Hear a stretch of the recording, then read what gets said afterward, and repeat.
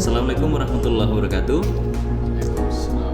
Halo teman-teman semua, kembali lagi di acara podcast dalam seri Pemimpin Bernegara.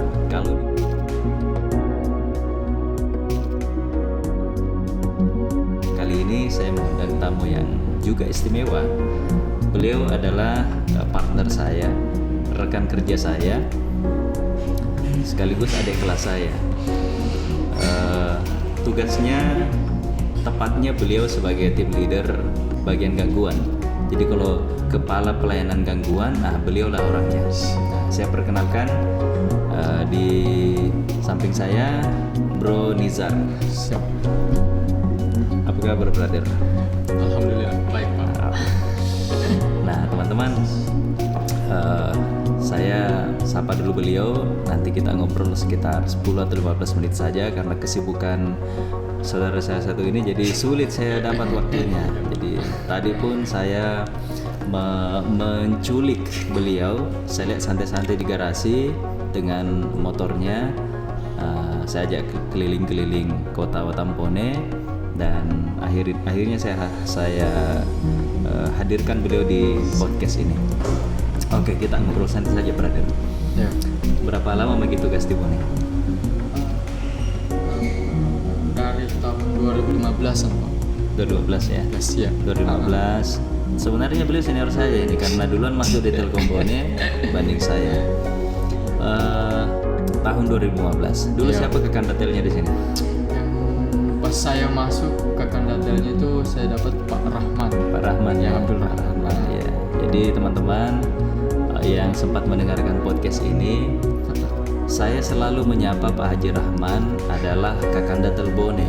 Meskipun beliau sudah pindah beberapa unit ya, beberapa tempat beliau diamanahkan, ditugaskan, tapi saya tetap mengatakan the real Kakanda Telbone adalah Pak Haji Rahman. Karena pertama kali terbentuk transformasi organisasi, terbentuknya Kakanda Telbone itu, Kakanda Telnya itu Pak Haji Rahman. Jadi Pak Arif, Pak Marsud, saya itu cuma pengganti. Ya, jadi begitu istilahnya. Maksudnya apa yang mendorong Bro Nizar untuk berkiprah dan berkarir di Telkom?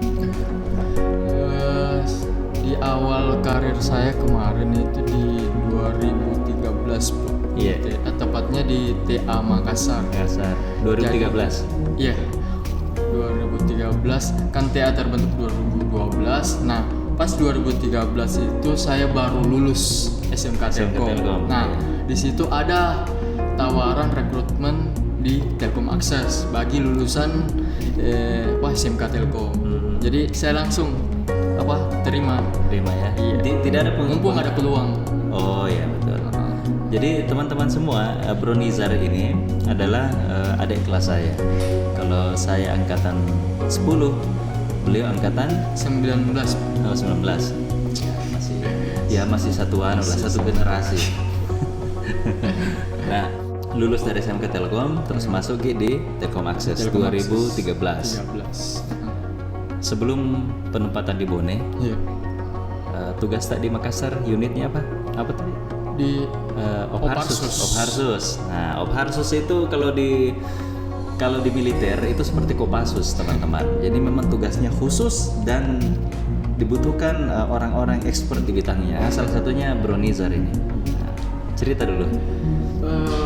Untuk di Makassar sendiri kemarin itu sempat bergerak di bidang pembangunan semacam yang saat ini sudah deployer. Deployer ya. Sempat juga di squad Not B yang menangani OA Not B. OA Not B, aktivasi Not B, integrasi. BTS Telkomsel. Iya. Jadi perlu juga disampaikan ke teman-teman bahwa menara-menara atau BTS komunikasi yang punya Telkomsel dan beberapa provider lain itu backhaulnya itu disiapkan oleh Telkom, betul ya? Jadi betul. fiber optiknya itu disiapkan oleh Telkom. Iya. Jadi pernah dulu bro ada yang tanya ke saya, kalau ada Mi HP Pak, ada Mi telepon SMS pakai HP, pakai data, WA, Telegram dan lain sebagainya, apakah bisnisnya Telkom akan meredup? Saya mengatakan justru akan semakin kuat karena connectivity dari konten yang di delivery oleh Telkomsel itu tetap backhaulnya menggunakan Telkom. Dan bukan hanya Telkomsel yang pakai, bisa saja digunakan oleh operator lain. Ya, sebenarnya yang menyiapkan connectivity dari BTS itu adalah Telkom. Nah, kebetulan Bro Nizar ini pernah ditempatkan di unit khusus menangani oanisasi BTS-nya Telkomsel. Jadi teman-teman, luar biasa amal jariahnya beliau. Kalau tidak ada Bro Nizar yang aktifkan BTS-nya Telkomsel, sinyal HP tanda X guys. Ya.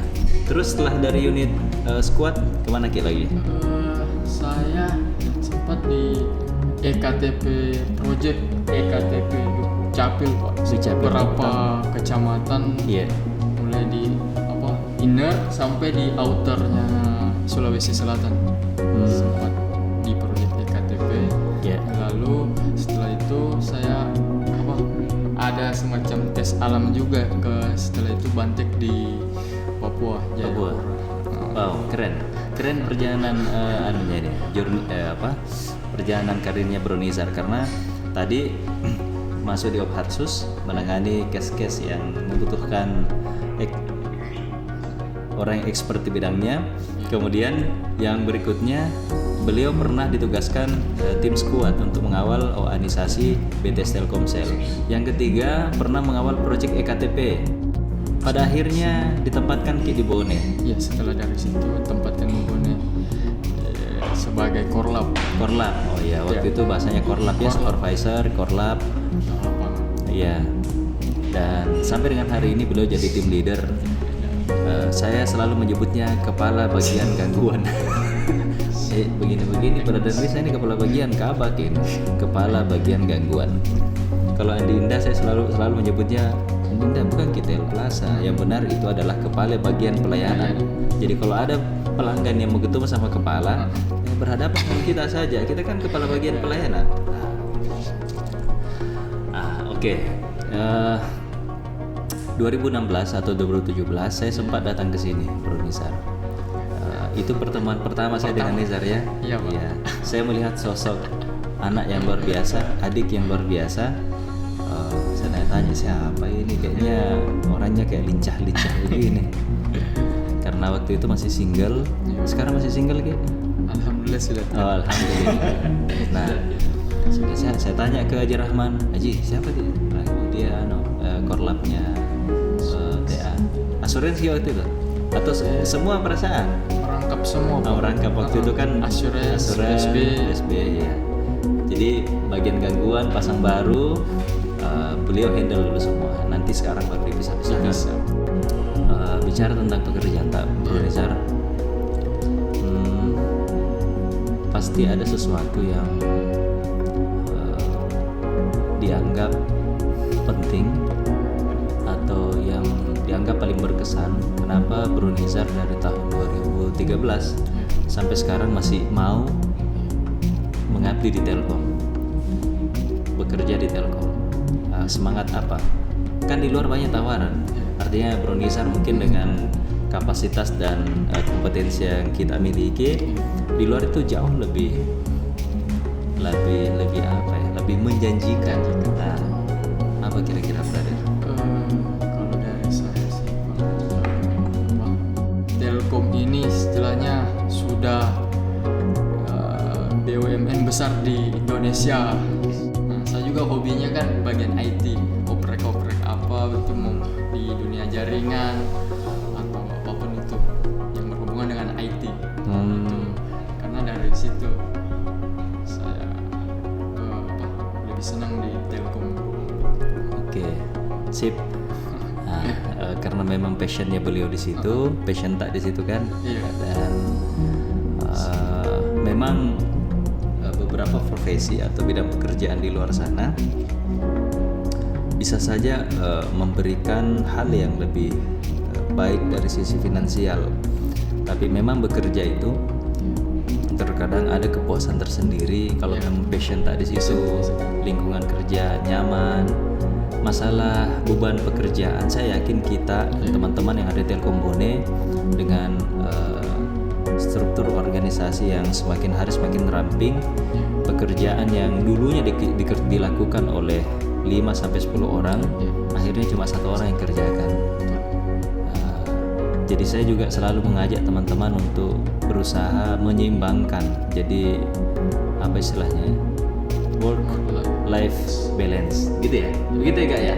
Work life balance, gitu ya? Nah, saya berusaha mengajak teman-teman. Jadi ada acara-acara gathering, jalan-jalan, touring, nyanyi-nyanyi, bikin konten, podcast santai seperti ini supaya teman-teman juga ada keseimbangan hidupnya, bekerja di rumah juga seperti itu. Karena terkadang saya lihat Ki, apalagi waktu masih single Ki, jam 11, jam 12 kita masih di belakang di ruangan. Apa kita bikin di situ? Saya prinsipnya Pak, menikmati masa muda. Menikmati masa muda. Dengan hal-hal yang positif Pak. Mumpung hobi saya lebih produktif di malam hari. Ya. Jadi saya manfaatkan mumpung masih single. Iya, apalagi masih single waktu itu. Iya. Ya ini kita hampir sama karena saya juga kalau hal-hal yang berkaitan dengan teknik, saya kerjakan di malam hari. Pertama kalau siang kan jelas ya di kantor sibuk, ada tamu, ada yang perlu dikoordinasikan, harus ada eskalasi kantor wilayah dan lain sebagainya. Kalau malam itu ngoprek, buka solder, buka kunci-kunci, ngoprek di depan laptop, malam kan enak, ada gangguan. Ya meskipun nanti Om Nizar kalau sudah punya bayi kecil, ada intervensi nanti di sini. Ya. Anak diminta belikan popok, belikan susu. Apalagi kalau menghadapi istri yang lagi ngidam mau beli bakso. Betul. Saya mau bakso kepala sapi. Ada di Bone perasaan. Pas ke Makassar gitu belikan. Nah, tiba nanti dari Makassar tiba di Bone tidak ada makan tonnya itu bakso. Ini podcast sekaligus curcol. Sebagai tim leader, sebagai pemimpin, punya anggota di lapangan, apa suka dukanya brother? Maksudnya kan ya yang kita hadapi kan manusia. Selama ini kalau berhadapan dengan laptop atau perangkat di depan tak kan itu ya mesin saja, tidak punya hati.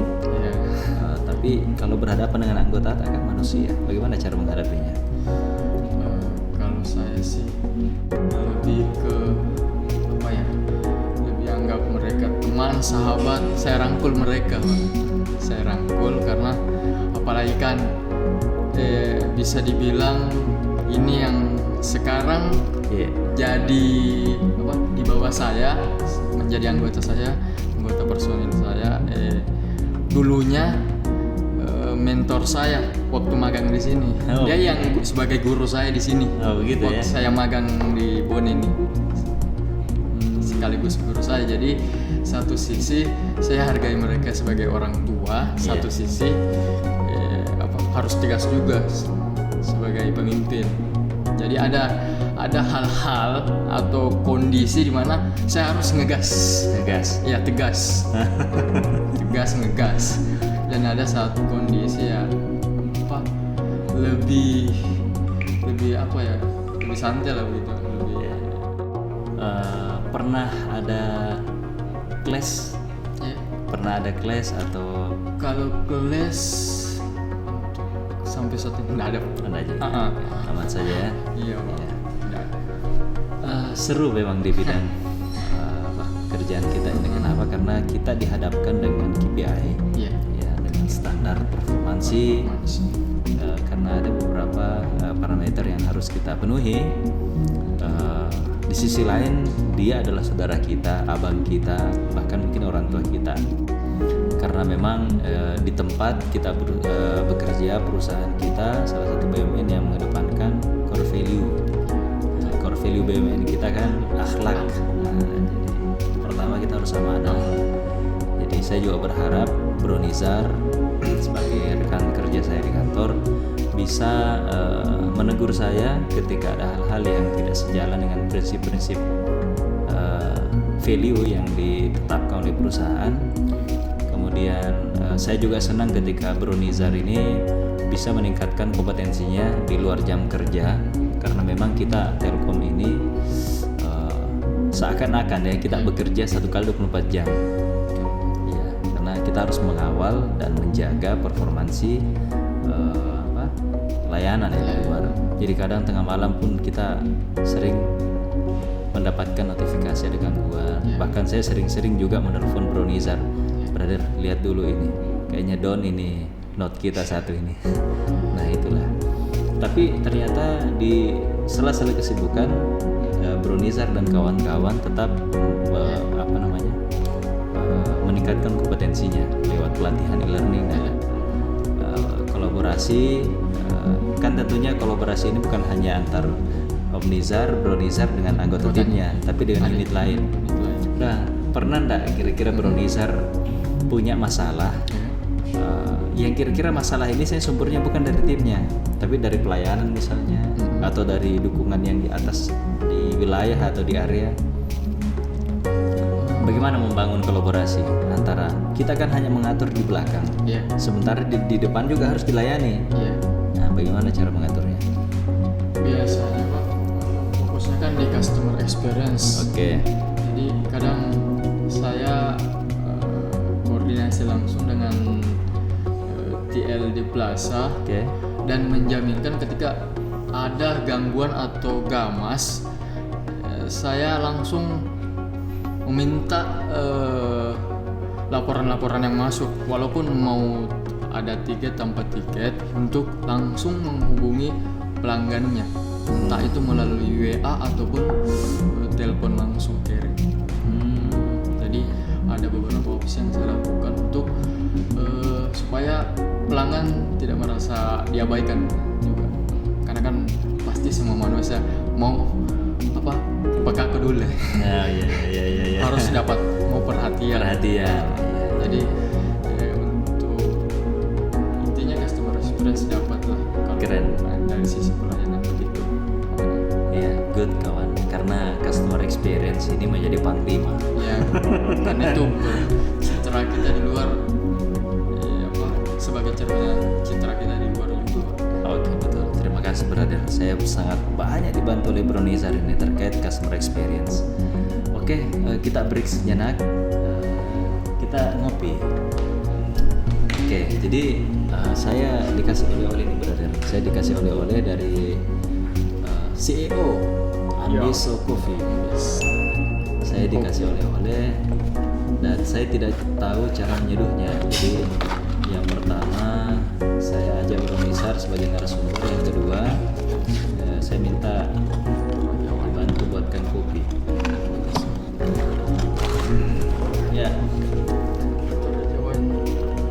Jadi podcast ini disponsori oleh Ambiso. Ini mana ini? Iya.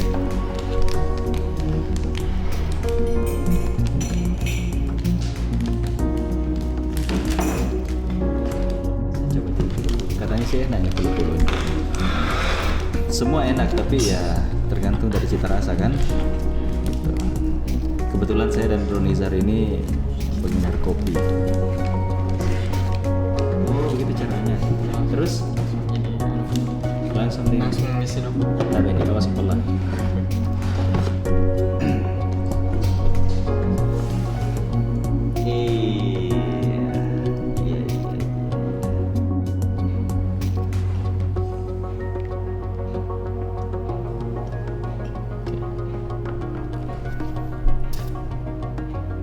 Sekian acara podcast kita. Sambil kita tunggu selesai ini menetes. Sampai jumpa di podcast selanjutnya di seri Pemimpin Mendengar. Assalamualaikum warahmatullahi wabarakatuh.